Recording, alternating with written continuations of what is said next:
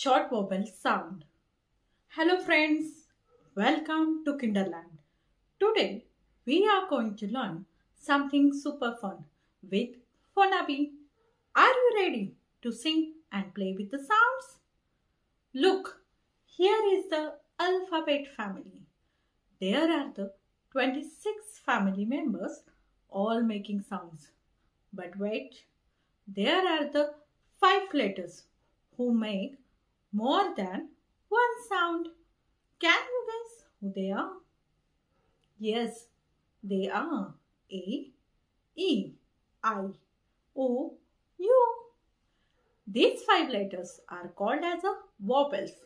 Today we will learn their short sounds and sing a naughty jingle.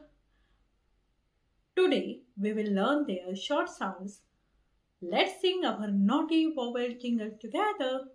A says ah, E says eh, I says e, O says o, U says Sing the sound one by one. Short sound we make a fun.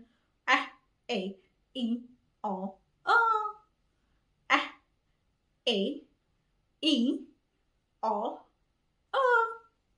Now let's practice saying them one by one. Ah, eh, e, o, Wow, you are doing a great.